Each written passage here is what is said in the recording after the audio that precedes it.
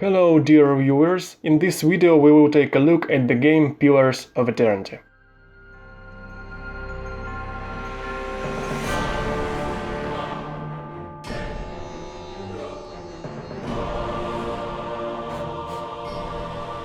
What is this game actually?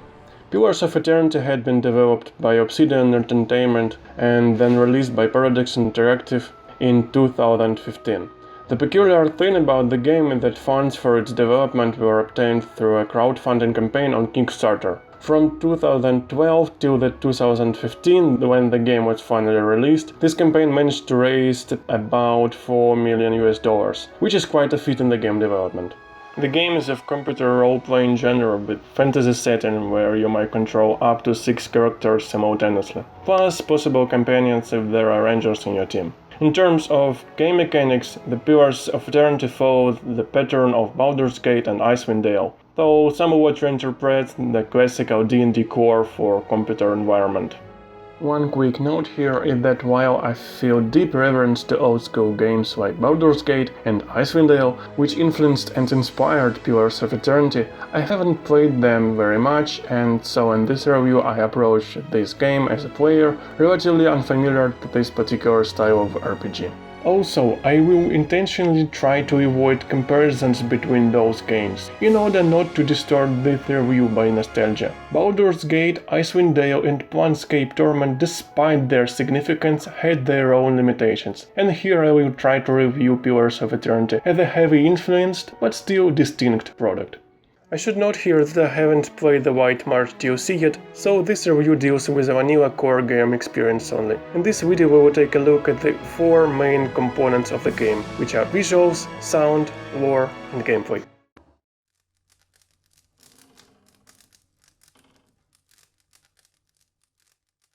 If there is any sole reason you probably should play this game, it is because the way it looks. The game is made in an isometric view, and that had made possible for designers and artists to concentrate their efforts not on creation of three-dimensional models, but rather on elaboration of the coherent visual design, and it looks really impressive.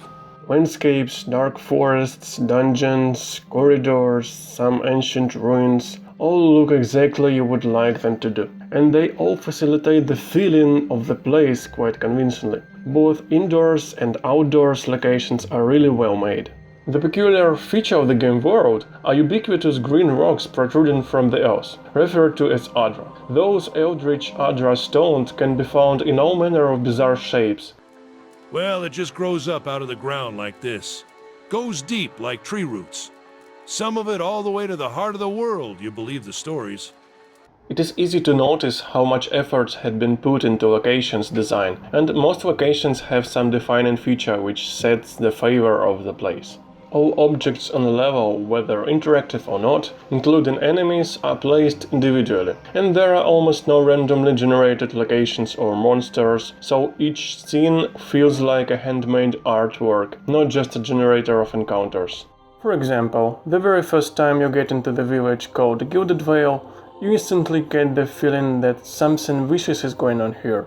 You wonder why the location is called Black Meadow? Well, because the place looks like a scorched battlefield with dragon skeletons scattered around.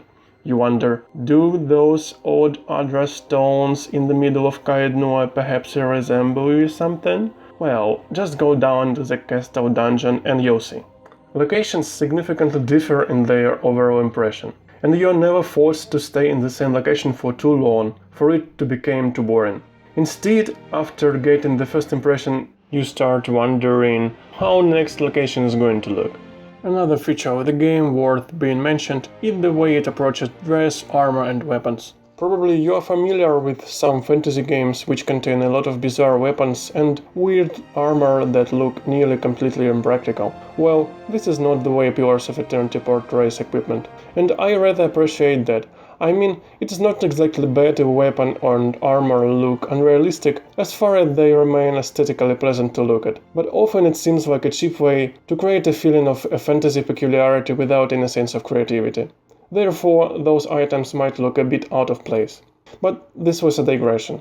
Pillars of Eternity rather tends to follow a more historically inspired approach for most weapons and armor, and brings some moderate amendments to them. And I would argue that it makes the game visual style more serious, perhaps a little bit more grim, and definitely less cartoonish, which well corresponds to the overall style. However, the characters' models do not impress that much. I mean, they're still fine, but there is nothing too engaging about the way dress and armor look in an actual character's model. I belong to the people who, perhaps weirdly enough, value visual appearance of armor no less than the stats it provides me with, and who occasionally might prefer to wear some piece of armor with poorer characteristics, well, only because it looks so cool, or simply because it fits the character's personality. But to be honest, I struggled to find something that looks particularly awesome.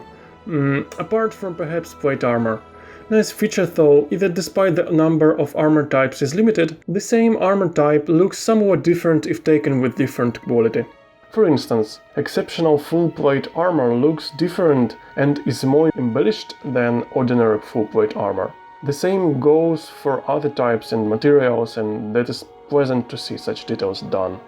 Considering visual effects, character movement animations and especially spells animations are also very good. It instantly feels like artists and designers diligently tried to portray animations in great detail, without blurring it all with extra lights. In many games, I do not appreciate too much of sumptuous colors flying all the directions whenever you cast the simplest spell, just because it seems, a cheap way to be bright and colorful.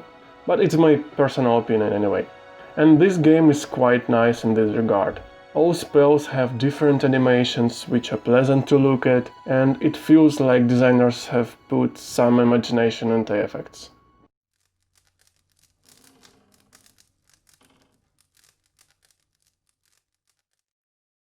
Couple words on sound. The game has a really good soundtrack, and its only flaw is that there are just too few tracks in it. And since the game flow has some frequently repeated cycles, like dialogues, fights, traveling, you might hear some music repeating many times, but the music itself is quite beautiful. It is immersive and coherent with the grim fantasy theme of the game, and in most cases it relates to the events you see on the screen nicely.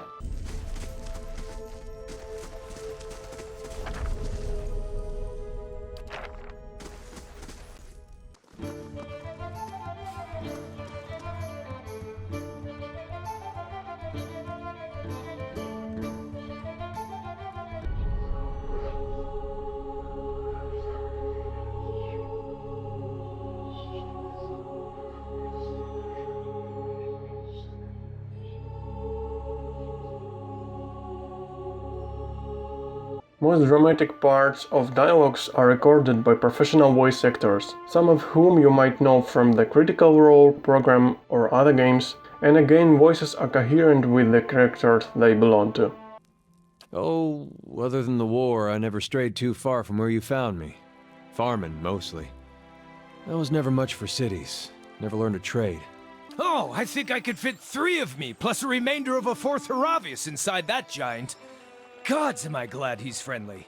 And between you and me, he has a better singing voice than the prettiest lasses I know from my tribe. Oathbinder, bear witness, and see this man has kept his word true to his last breath, full to his blood's last drop.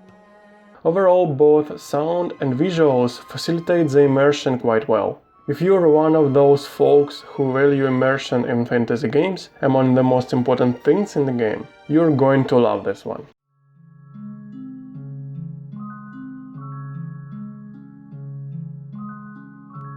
Lore and setting follow basic fantasy framework. There are several relatively ordinary races like humans and elves, and several more peculiar variations like Aumaua, who vaguely correspond to some coastal variation of orcs. There is a relatively classical political layout built around a strong empire, some independent realms, some trade republics, and some independent tribes who are struggling to keep civilized folks at bay from their highly conservative society.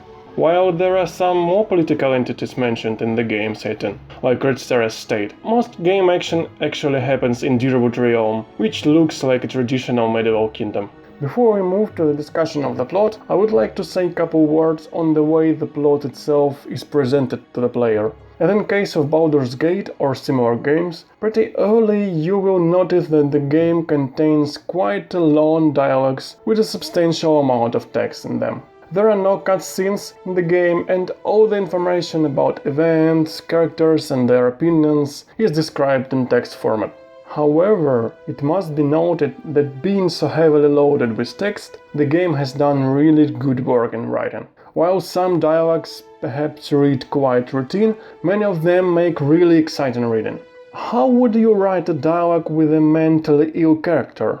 How would you describe the event of a childbirth so that the reader might get a realistic impression of such an experience without using cliché? Well, the game writers have made really good work in this regard. There are also some NPCs with god names who can tell you really compelling stories, provided by crowdfunding backers. I must admit though that having read several of those, I stopped doing so because, well, reading them takes too much time, considering that you need to read a lot anyway while taking and resolving quests. Additional reading becomes boring. I believe that out of 81 hours I played, about 20 or 30 hours I was just reading text. Admittedly good writing, but well, that's a lot anyway. Though game does not force you to read all of that in order to understand main events and core part of the lore. Taking into account that many parts of dialogues were so nicely voiced by professional actors, it is a pity that such huge amount of so well written text was not. Storyline is rather simple. There is a huge problem happening in the region, and there is eventually one clear-cut antagonist standing behind it, whom you stumble upon pretty early in the game. Antagonist's intentions are not too complicated, but they are obscured for the most part of the game. What it actually boils down to, your character appears in the midst of a sinister mystery which gradually reveals, and that creates feeling of movement through the story, while there are only few important turn points in the plot itself. What was slightly disappointing for me regarding the storyline is that the rate of events or milestones remains relatively the same across all the plot. In fact, it is actually the first time when I thought about this consistency that drawback during my entire gaming life. You see, in a well-built plot, the closer you get to the culmination point, the more intense the storyline becomes. Stakes become higher, more interests get involved, events happen more frequently, things start getting complicated, and the apex is reached when the main character faces the origin of all the calamities. Something like that could be seen in the first Dragon Age and all three first parts of the Mass Effect. In Pillars, what you get is when you clearly see that the decisive encounter is drawing closer. You still continue to face generally the same casual quests and troubles of ordinary folk as before. At this point, all secondary quests start looking bleak against the revealing drama of the main quest resolution, so those collateral events feel more like a hindrance. Side quests themselves are nice though. Occasionally you are asked to make some moral choice between two opposing sides that have some conflict where both options look somewhat dubious. And that gets especially interesting when your main character is a priest or a paladin, because those classes require following some particular course of behavior in order to maximize the benefits of their class features. On the other hand, the impact of your choices on the game world usually is very insignificant, almost negligible. What constitutes the main drawback of the secondary quests is that too many of them are resolved in pretty much the same manner. The special role of the Watcher eventually makes course of quests resolution more predictable as soon as you get grasp of how it happens early in the game. Usually there is some problem that is in a stalemate because nobody is able to resolve it or some puzzle piece is missing. So enter the Watcher, who with his supernatural abilities is able to see things hidden from others. On the one hand, it really justifies and explains the concept of a hero who suddenly appears in the town and manages to figure out what is actually happening here. But on the other, whenever you take a quest, you essentially understand that you are likely to find a dead body and a wandering soul who will provide you with some answers.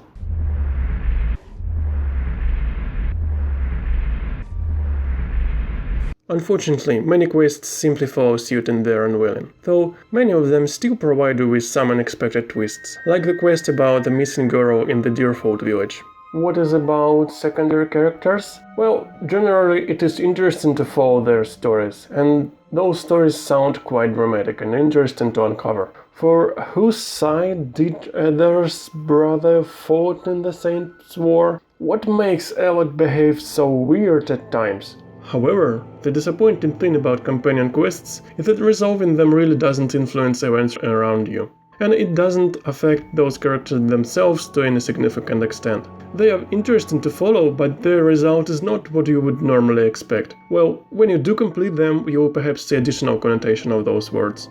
Wrapping up the discussion of setting and storyline, one last point should be noticed. There is a huge predominance of the topic of troubled, wandering souls, who along the way of finding a new body get trapped in the whole plethora of complications. They split, get damaged, get lost, and experience all other incarnation-related stuff. The game is so preoccupied with this soul topic that eventually you get somewhat bored. The topic itself is quite deep and well developed, but in my opinion perhaps it just appears too often throughout the game.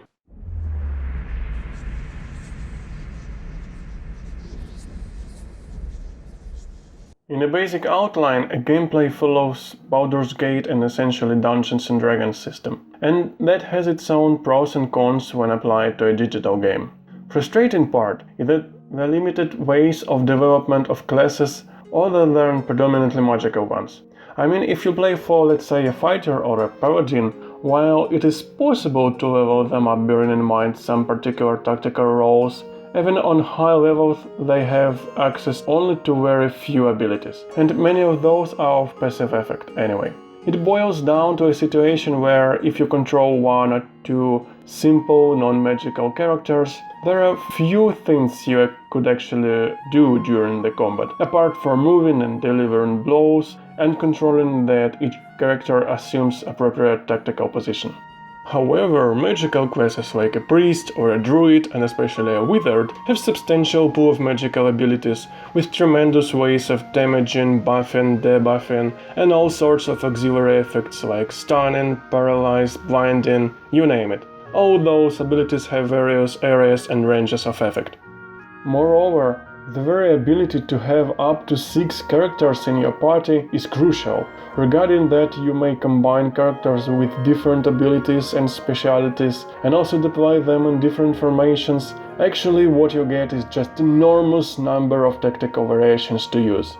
Just bear in mind that if you create a fighter and then twinning his weapons is almost all he's going to do. But considering that it is very likely to have one or more spellcasters in your party, it is almost guaranteed that there are a lot of things you can experiment with during each encounter.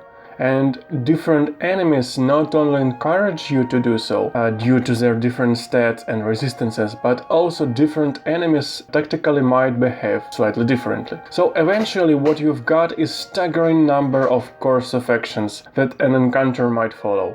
And do not forget that your characters might also use scrolls and potions. Apart from potions, you can also buy or prepare yourself some food, which has somewhat weaker effects, but those effects last much longer.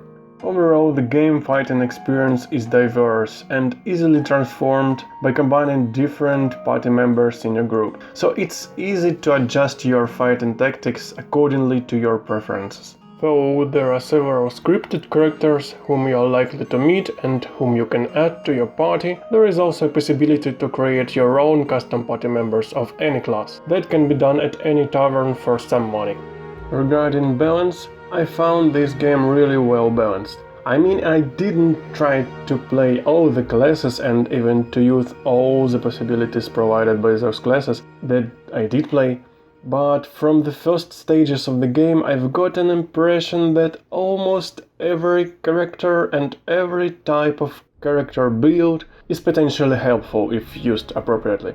So you do not need to bother too much about whether I should build a 2-weapon style or shield weapon style and what the weapon actually I should use. Usage of pretty much any weapon and character build is justified. But bear in mind that occasionally you face enemies with high resistance to a particular type of damage, so generally it's beneficial to prepare diverse weapons and spell arsenal in your party.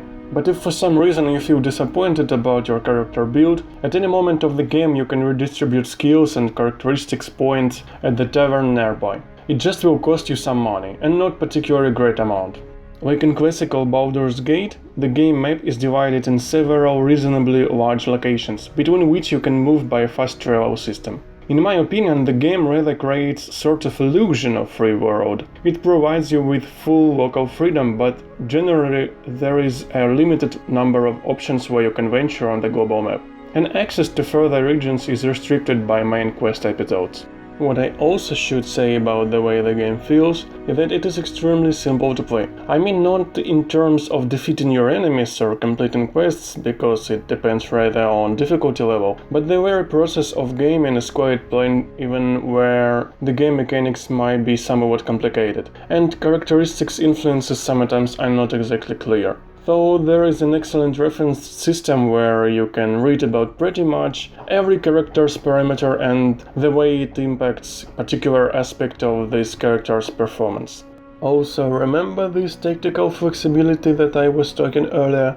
If for some reason you don't want to control some particular character so closely anymore, or no longer want to bother with casting particular spell at a particular moment, you always may switch on AI control for that character and even choose particular mode of behavior, whether should he actively seek for an enemy to attack or merely defend himself. For some classes there is even a possibility to choose behavior specific to this class. For instance, Paladin might prefer using aggressive spells to damage his enemy, or instead healing his comrades. Interface is also quite convenient. There is just a general feeling that game designers really put efforts to make game experience as smooth as possible, without depriving the game of essential computer role-playing stuff.